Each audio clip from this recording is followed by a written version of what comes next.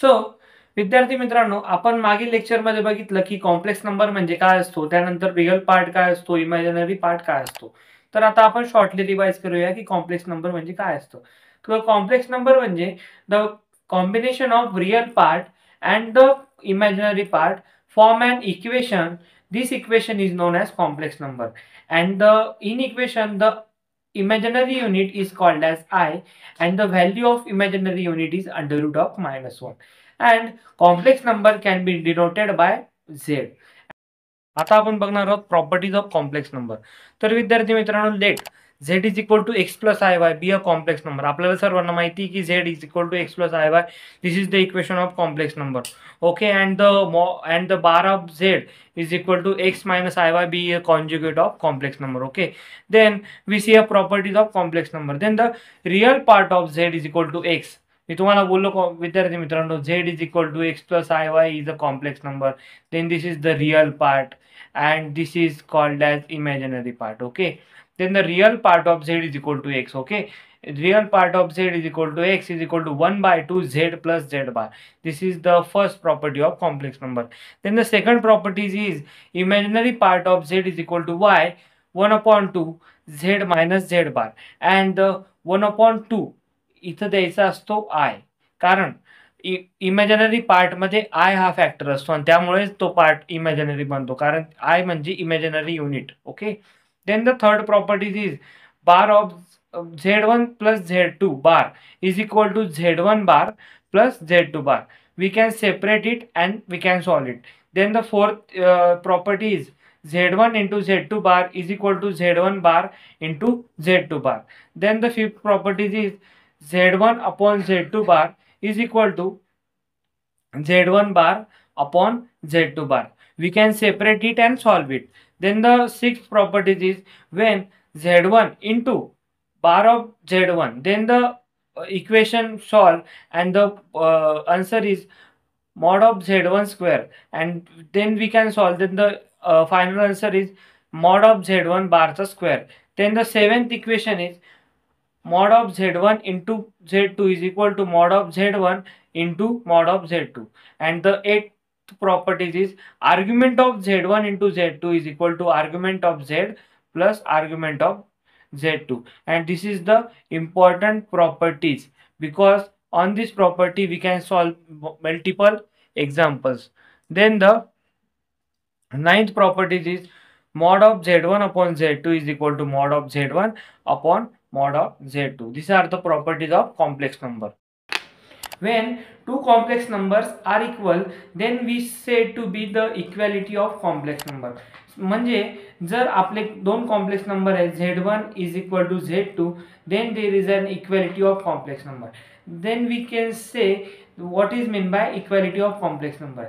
The two complex number are said to be equal, or the two complex number are said to be equal if the real part and the imaginary part of both complex number. बघा मित्रांनो, both म्हणजे दोघी complex नंबरचा real part आणि imaginary part हा same असला तेव्हा आपण बोलू शकतो this is the equality of complex number. So we can take the definition. When the two complex number are said to be equal if the real part and imaginary part of both complex number are equal, then we know that this is the equality of complex number.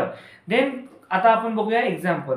Wien z1 is equal to x1 plus iy1 and z2 is equal to x2 plus iy2 if they are equal, if x1 is equal to x2 and y1 is equal to y2. So आता आपण बघणार आहोत विद्यार्थी मित्रांनो की graphical representation of complex number, और complex number आपण graphically कशा प्रकारे रिप्रेझेंट करू शकतो ते आता आपण बघणार आहोत विद्यार्थी मित्रांनो. तर आता आपल्याकडे एक डायग्राम आहे, त्या डायग्रामला म्हटलं जातं आर्गन डायग्राम. काय म्हटलं जातं त्या डायग्रामला? तर आर्गन डायग्राम. या डायग्राम मध्ये एक इकडं हा एक्स ॲक्सिस आहे, इकडं वाय ॲक्सिस आहे. जो एक्स ॲक्सिस आहे त्यालाच म्हटलं जातं real axis, and the Y axis is called as imaginary axis. And there is the positive x-axis. This is also positive y-axis, but this is negative x-axis. This is negative x-axis, and this is negative y-axis. Okay, then this is the first quadrant, this is second quadrant, and this is third quadrant, and this is fourth quadrant. Then विद्यार्थी मित्रांनो, when the x-axis is positive and y-axis is also positive, then we say both the positive, then we can denote here positive and positive. Then when the x-axis is negative and y-axis is positive, then we say x-axis is negative and y-axis is positive. Then in third quadrant, x-axis is negative and y-axis is also negative, and in fourth quadrant, x-axis is positive and the y-axis is negative. Then we put the example when there आपल्याकडे जो complex number आहे विद्यार्थी मित्रांनो, तो काय आहे, z is equal to x plus i y. This in this equation आपला जो x म्हणजे काय होता, आपला रियल पार्ट होता, real part of complex number. Okay, and the y is an imaginary part of complex number. Okay, then we say आपला जो x आहे तो काय आहे, positive. x is equal to positive and y is also positive. Then this equation lies in first quadrant. तर आता आपण म्हणू शकतो की z is equal to x plus i y. This equation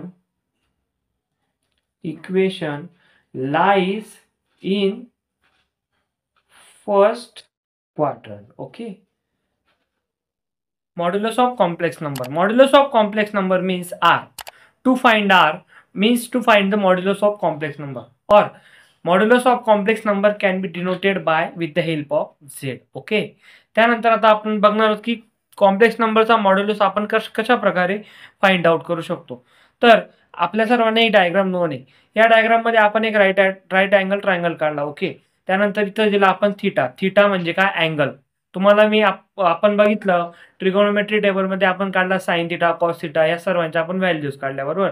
तर मग थीटा म्हणजे काय, तर थीटा म्हणजे the angle which is made in the triangle, this is called as theta. When we have to find modulus of complex number, firstly we have the values of sin theta and the values of cos theta. Okay, तर मग sin theta आपण कसं find out करू. sin theta म्हणजे विद्यार्थी मित्रांनो opposite upon hypotenuse. जो आपला थीटा आहे, थीटाच्या अपोजिट कोण आहे, थीटाच्या अपोजिट आहे y, आणि हायपोटेनियस म्हणजे काय, आपला r म्हणजे काय, हायपोटेनियस म्हणजे it is a radius. Sine theta is equal to opposite upon hypotenuse म्हणजे आपला r आणि अपोजिट म्हणजे y. Okay, sine theta is equal to y upon r. तर मग y काय येईल विद्यार्थी मित्रांनो, y is equal to r sine of theta. कारण y जर पुढे आला तर त्याचं इक्वेशन होतं y is equal to r sine theta is the value of y. त्यानंतर आपण बघूया कॉस थीटा. कॉस थीटा कसं काढणार, कॉस थीटा म्हणजे ऍडजसंट अपॉन हायपोटेनियस. आपला जो थीटा आहे त्याच्या ऍडजसंट कोण आहे, x आहे, बरोबर. आपला जो थीटा आहे त्याच्या ऍडजसंट आहे x आणि हायपोटेनियस म्हणजे r. तर मग काय येईल, cos theta is equal to x upon r. That's why the x is equal to r cos theta. Okay, त्यानंतर आपल्याला मिळाल्या x आणि y च्या व्हॅल्यू आपल्याला मिळाल्या. तर मग आता आपल्याला सर्वांना तर ठाऊक आहे की हायपोटेनियस थेरम म्हणजे काय. तर आपला जो सर्कल असतो त्याच्यामध्ये आपण हायपोटेनियस थेरम वापरतो टू फाइंड r. तर मग r square is equal to x square plus y square. Okay, तर मग आपण टेकिंग स्क्वेअर रूट घेतले तर मग काय, r is equal to under root of x square plus y square. That's why r is equal to plus minus under root of x square plus y square. This is the modulus of complex number. And तुम्हाला तर बोलतो, तर जो आपला argument of complex number असतो विद्यार्थी मित्रांनो, त्याला आपण म्हणतो amplitude of complex number. And the definition बघायला गेलं तर argument of complex number is defined as the angle inclined from the real axis. जो आपला रिअल ऍक्सिस आहे, रिअल ऍक्सिस कोणता आहे, जर तो आपला रिअल ऍक्सिस आहे, हा आपला असतो रिअल ऍक्सिस. ओके, जो रिअल ऍक्सिस कडे अँगल जर आपला इन्क्लाइंड असेल तर त्या अँगलला म्हटलं तर त्या पॉइंटला म्हटलं तर argument of complex number. Okay, त्यानंतर वी नो दॅट आपला आणि जो आर्ग्युमेंट ऑफ कॉम्प्लेक्स नंबर असतो त्याला आपण फाइंड आउट करतो कशाने, टॅन थिटाने. जसं आपण मॉड्युलस साइन थिटा आणि कॉस थिटाच्या मदतीने फाइंड आउट केलं, त्याचप्रमाणे आपण आर्ग्युमेंट जो असतो तो आपण टॅन थिटाच्या मदतीने फाइंड आउट करतो. तर मग tan theta is equal to opposite upon adjacent. जो आपला थीटा आहे विद्यार्थी मित्रांनो त्याचा अपोजिट कोण आहे, अपोजिट वाय, आणि ऍडजसंट कोण आहे, आपला जो एक्स आहे तो आहे थीटाचा ऍडजसंट. ओके, हा आहे आपला ऍडजसंट. मग tan theta is equal to y by x. That's why मग आपण थीटा घेतला, थीटाची व्हॅल्यू काय येईल, टॅन इनवर्स, कारण इकडे जो प्लस मध्ये टॅन होता तो तिकडे गेल्यावर टॅन इनवर्स झाला. That's why the argument of complex number आपण कसा फाइंड आउट करतो, theta is equal to tan inverse y by x. We know that z is equal to x plus i Y.